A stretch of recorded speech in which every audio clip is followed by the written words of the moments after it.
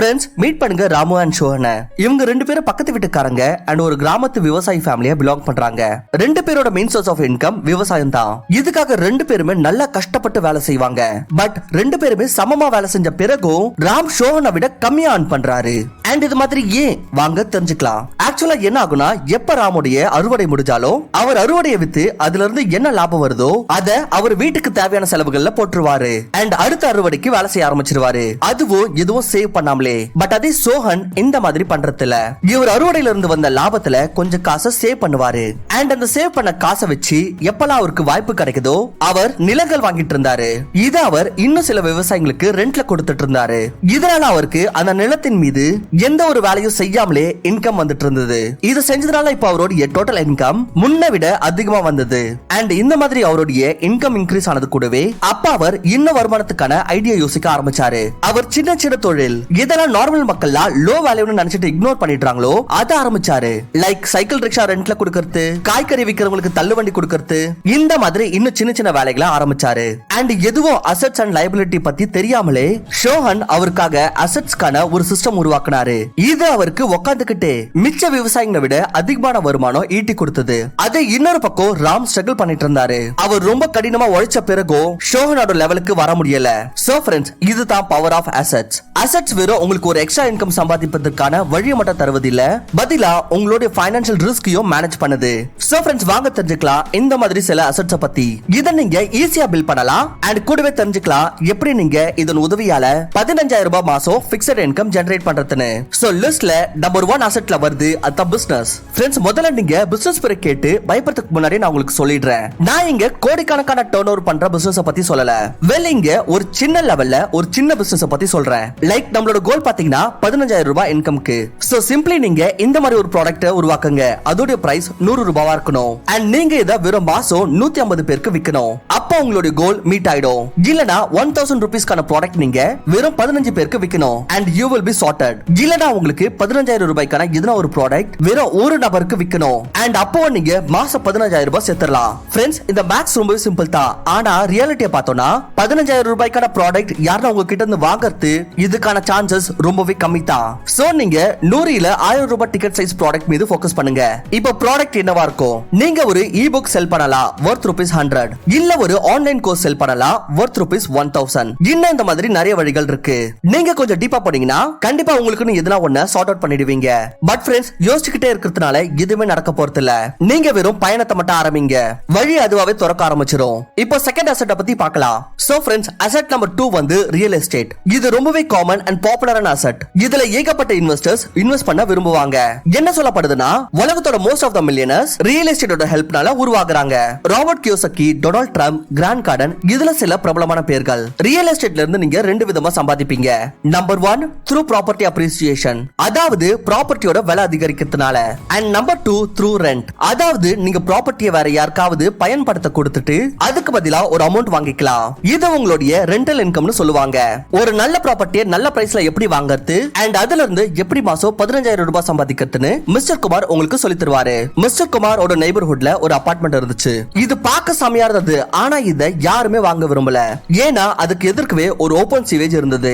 அதுல இருந்து 24 மணி நேரமும் ரொம்பவே மோசமான ஸ்மெல் வந்துட்டு இருக்கும். மிஸ்டர் குமார் இந்த சூழ்நிலையை ஒரு ஆப்பர்ச்சுனிட்டி மாதிரி பார்த்தாரு. அண்ட் அவர் இந்த ப்ராப்பர்ட்டியை ரொம்ப சீப்பான பிரைஸ்ல வாங்கிட்டார். கொஞ்சம் காசு செலவு பண்ணி அவர் அந்த ஓபன் சீவேஜை மூட வச்சாரு. அண்ட் சீக்கிரமாவே அந்த அபார்ட்மெண்ட்டுக்கு வாடகைக்கும் ஆளு கிடைச்சிட்டாங்க. அண்ட் ஈஸிலி மிஸ்டர் குமாருக்கு மோர் தென் 50,000 இன்கம் எவ்ரி மந்த் அந்த அபார்ட்மெண்ட்ல இருந்து வர ஆரம்பிச்சது. ஏன்னா அவர் அந்த சீவேஜை மூட வச்சதுனால இதனால அந்த அபார்ட்மெண்டோட வேல்யூவும் ரொம்ப வேகமா அதிகரிச்சது. அதோட மதிப்பு இன்ஸ்டன்ட்லி டபுள் ஆயிடுச்சு. சோ ஃப்ரெண்ட்ஸ், நீங்களும் இந்த மாதிரி ப்ராப்பர்ட்டி வாங்கலாம். அப்படி நீங்க ரியல் எஸ்டேட்ல இன்வெஸ்ட் பண்ணணும்னு விரும்பினால், ஆனா உங்ககிட்ட ரியல் எஸ்டேட்ல இன்வெஸ்ட் பண்றதுக்கு பெரிய ஃபண்ட் இல்லனா அண்ட் ஆனாலும் நீங்க ரியல் எஸ்டேட்ல இன்வெஸ்ட் பண்ணணும்னு விரும்பினா அப்ப நெக்ஸ்ட் அசெட் உங்களுக்கு தான். சோ ஃப்ரெண்ட்ஸ், அசெட் நம்பர் 3 வந்து REITs, அதாவது real estate investment trust. REITs என்னன்னு முதல்ல சீக்கிரமா தெரிஞ்சுக்கலாம். ராகுலோட உதவியால ராகுல் ரியல் எஸ்டேட்ல இன்வெஸ்ட் பண்ணணும்னு விரும்பினாரு. ஆனா அவர்கிட்ட இவ்வளவு ஃபண்ட்ஸ் இல்ல ஒரு ப்ராப்பர்ட்டியை தனியா வாங்குறதுக்கு. சோ சோ இதுக்காக இவர் அவரோட சில ஃப்ரெண்ட்ஸை கன்வின்ஸ் பண்ணாரு, அவங்கள இவர் கூட சேர்ந்து அந்த ப்ராப்பர்ட்டில இன்வெஸ்ட் பண்ணணும்னு. சோ இந்த மாதிரி அவரும் அவரோட ஃப்ரெண்ட்ஸ் குரூப்போ ஒண்ணா சேர்ந்து ஒரு ப்ராப்பர்ட்டி வாங்கிடுறாங்க. அண்ட் எவ்வளவு அவங்க இந்த ப்ராப்பர்ட்டில இருந்து ஒரு வருஷத்துல சம்பாதிக்கிறாங்களோ அதை அவங்களுக்குள்ளவே பிரிச்சுப்பாங்க. ஃப்ரெண்ட்ஸ், இந்த மாதிரி தான் ரீட்ஸும் ஒர்க் ஆகுது. இதுல குரூப் ஆஃப் இன்வெஸ்டர்ஸ் ஒண்ணா சேர்ந்து ஒரு கம்பெனிக்கு காசு கொடுப்பாங்க. சோ தட் அந்த கம்பெனிக்கு எதிராக ஒரு நல்ல ப்ராப்பர்ட்டி இவங்களுக்கு பிஹாஃப் வாங்கும், அதை மேனேஜ் பண்ணும் அண்ட் எல்லாத்தையும் ஆபரேட் பண்ணும். அண்ட் என்ன இன்கம் வருதோ அதை இன்வெஸ்டர்ஸ்க்கு இடையே ரெஸ்பெக்டிவ்லி பிரிச்சு கொடுத்துருவாங்க.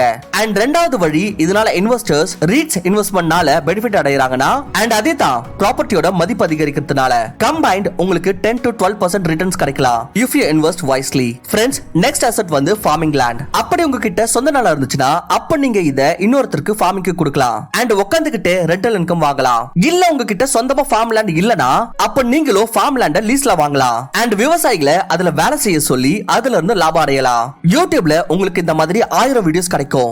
இதுல மக்கள் லீஸ்ல ஃபார்ம் லேண்ட் வாங்கி அண்ட் மத்தவங்களை இதுல வேலை செய்ய வச்சு நல்ல அறுவடை எடுக்கிறாங்க அண்ட் வருஷத்துல லட்சக்கணக்கான லாபம் அடையறாங்க. சோ ஃப்ரெண்ட்ஸ், இது ஒரு கிரேட் அசெட் என்ன பொறுத்த வரைக்கும். இது உங்களுக்கு மாசம் 15,000 ரூபாய் இன்கம் இல்ல வருஷத்துக்கு 1,80,000 ரூபாய் இன்கம் ஜெனரேட் பண்ணி கொடுக்கலாம். ஃப்ரெண்ட்ஸ், நெக்ஸ்ட் அசெட் வந்து ராயல்டிஸ். ராயல்டிஸ் என்னன்னு வாங்க ஒரு எக்ஸாம்பிளுடன் தெரிஞ்சுப்போம். 1819ல பிறந்த ஒரு அமெரிக்கன் சிட்டிசன், இவருடைய பேரு இலியாஸ் ஓவே. ஒரு நாள் அவங்க அப்பா கூட ஃபார்முக்கு போனாரு. அங்க அவர் ஃபாதரோட ஃப்ரெண்ட் சொல்றத கேக்குறாரு. யார் ஒருத்தர் பிராக்டிகல் சேவிங் மிஷின், அதாவது தையல் மிஷினை இன்வென்ட் பண்றாங்களோ அவர் உலகத்திலேயே பெரிய பணக்காரன் ஆகுவாரு. இலியாஸ் இந்த விஷயத்தை கொஞ்சம் சீரியஸாவே எடுத்துக்கிட்டாரு அண்ட் அவர் உலகத்தோட முதல் சேவிங் மிஷின் இன்வென்ட் பண்ணாரு அண்ட் இத அவருடைய பேர் மீது பேட்டன்ட்டும் பண்ணிக்கிட்டாரு. ஆனா இதுல சில குறைகள் இருந்த காரணத்தால அவ்வளவு ஃபேமஸ் ஆகல. அப்புறமா என்ட்ரி ஆகிறார் இன்னொரு நபர். இவருடைய பேர் வந்து ஐசாக் சிங்கர். ஐசாக் வந்து இலியாக்கோட சேவிங் மிஷின்ல சில இம்பார்ட்டன்ட் சேஞ்சஸ் பண்ணி ஒரு ஃபைனல் ப்ராடக்ட் ரெடி பண்ணாரு அண்ட் இந்த ஃபர்ஸ்ட் சேவிங் மிஷின் தான் பாத்தீங்கன்னா வேர்ல்ட் வைட் ஃபேமஸ் ஆச்சு. ஆனா 1854ல இந்த மேட்டர் கோர்ட் வரைக்கும் போயிருச்சு அண்ட் கோர்ட்டும் ஆர்டர் பாஸ் பண்றாங்க இதோட பேட்டன்ட் வந்து இலியாக்கோடதுன்னு. சோ இதுக்காக ஐசாக் வந்து மிஷின்ல வித்த ஒவ்வொரு பீசஸ் மீதும் $25 ராயல்டி இலியாக்கு கொடுக்கணும். இது வந்து அப்புறமா இலியாக்க ஒரு வெல்தி பர்சன் ஆக்கிருச்சு. எந்த அளவுக்கு வெல்த்தினா அவரோட நெட்வொர்த்தை இன்னைக்கு கம்பேர் பண்ணா இன்னைக்கு அவர் 4th ரிச்சஸ்ட் பர்சனா இருப்பாரு. சோ ஃப்ரெண்ட்ஸ், ராயல்டிஸ் இந்த மாதிரியான மேஜிக் பண்ணலாம் உங்களுடைய லைஃப்ல. ஃப்ரெண்ட்ஸ், அதுக்கு நீங்க சேவிங் மிஷன் இல்ல இந்த மாதிரி ஒரு பயங்கரமான இன்வென்ஷன் பண்ணணும்னு அவசியம் இல்ல. காசு சம்பாதிக்கிறதுக்கு உங்களுடைய ஒரு ஒரிஜினல் கண்டென்ட், புக் இல்ல மியூசிக் கூட உங்களுக்கு ராயல்டி இன்கம் ஜெனரேட் பண்ணி கொடுக்கும். So friends, 6th and last asset பாத்தீங்கன்னா ஸ்டாக்ஸ். இதெல்லாம் ஒரு நல்ல growth கூடவே ஒரு நல்ல டிவிடெண்ட் ஈல்ட் பண்ணி கொடுக்குதோ. இங்க வேர்ட் டிவிடெண்ட் ஈல்ட் ரொம்பவே இம்பார்ட்டன்ட். பிகாஸ் இதுல இருந்து உங்களால தெரிஞ்சுக்க முடியும் ஒரு கம்பெனி டிவிடெண்ட் மூலமா உங்களுக்கு எவ்வளவு லாபம் கொடுக்கும்னு. சோ வாங்க இது ஒரு எக்ஸாம்பிள் மூலமா தெரிஞ்சுக்கலாம். ஃப்ரெண்ட்ஸ், இதான் ஒரு கம்பெனி கோல் இந்தியா. அப்படி நீங்க இதோட டிவிடெண்ட் ஈல்ட செக் பண்ணீங்கன்னா இது 8.69% இருக்கு. சோ இதுக்கு அர்த்தம் என்னன்னா இந்த கம்பெனி உங்களோட இன்வெஸ்டட் மணி மீது 8.69% டிவிடெண்ட் பே பண்ணும். இன்னும் சிம்பிளா சொல்லணும்னா நினைச்சுக்கோங்க, நீங்க கோல் இந்தியா கம்பெனில 1 lakh rupees இன்வெஸ்ட் பண்ணிருக்கீங்க. அப்ப 8.69% டிவிடெண்ட் ஈல்ட்க்கு பிரகாரம் வருஷம் உங்களுக்கு இந்த கம்பெனில இருந்து 8,690 rupees டிவிடெண்ட் ரிசீவ் ஆகும். அதுவும் டைரக்ட்லி உங்களுடைய பேங்க் அக்கவுண்ட்லயே ரிசீவ் ஆகும். சோ எப்ப நீங்க டிவிடெண்ட் ஸ்டாக்ல இன்வெஸ்ட் பண்ணனும்னு நினைச்சாலும் அப்ப கண்டிப்பா டிவிடெண்ட் ஈல்ட் செக் பண்ணுங்க. சோ தட் இது உங்களுக்கு ரொம்ப சிம்பிளா இருக்கும் கால்குலேட் பண்ண உங்களுக்கு எவ்வளவு டிவிடெண்ட் ரிசீவ் ஆகும் in a particular year. But also keep in mind, high yields dividend கொடுக்கிற கம்பெனிஸோட ஸ்டாக்ஸோட growth கம்மியா இருக்கும். லைக் இது கோல் இந்தியா கம்பெனியோட ரீசன்ட் 5 வருஷத்து growth பாத்தீங்கன்னா அது -18% இருக்கு. அதாவது நீங்க ஒரு சைடு டிவிடெண்ட்ல இருந்து இன்கம் ஆன் பண்ணிட்டு இருந்தீங்கன்னா இன்னொரு சைடு உங்களுக்கு ஸ்டாக் பிரைஸ்ல இருந்து லாஸ் ஏற்பட்டுட்டு இருக்கு. அப்ப இந்த மாதிரியான ஸ்டாக்ஸ்ல இன்வெஸ்ட் பண்றதுனால எந்த ஒரு லாபமும் கிடைக்காது. சோ இன்வெஸ்ட் பண்ணும்போது எப்பவுமே இந்த மாதிரியான ஸ்டாக்ஸ்ல இன்வெஸ்ட் பண்ணுங்க. எதோட டிவிடெண்ட் ஈல்ட் மாடரேட்டா அண்ட் growth ஹையா இருக்கும் இந்த மாதிரி ஸ்டாக்ஸ் உங்களுக்கு லாங் ரன்ல பெனிஃபிட்ஸ் கொடுக்கும். சோ ஃப்ரெண்ட்ஸ், இதுதான் அந்த 6 assets. இதோட உதவினால நீங்க மாசம் ஃபிக்ஸட் இன்கம் ஜெனரேட் பண்ணலாம். அதுவும் உங்களோட எக்ஸிஸ்டிங் ஜாபை விடாமலே அண்ட் மெயின் ப்ரொஃபஷனலை டிஸ்டர்ப் பண்ணாமலே. ஃப்ரெண்ட்ஸ், ஐ ஹோப் உங்களுக்கு இந்த வீடியோ ரொம்ப பிடிச்சிருக்கும் அப்படின்னு நான் நம்புறேன். அப்படி பிடிச்சிருந்துச்சுன்னா மறக்காம வீடியோக்கு லைக் பண்ணிட்டு இந்த மாதிரி இன்னும் அமேசிங் வீடியோஸை பார்க்க நம்மளோட சேனலை கண்டிப்பா சப்ஸ்கிரைப் பண்ணுங்க. தேங்க்ஸ் ஃபார் வாட்சிங். நான் உங்களை இன்னொரு நல்ல வீடியோல சந்திக்கிறேன்.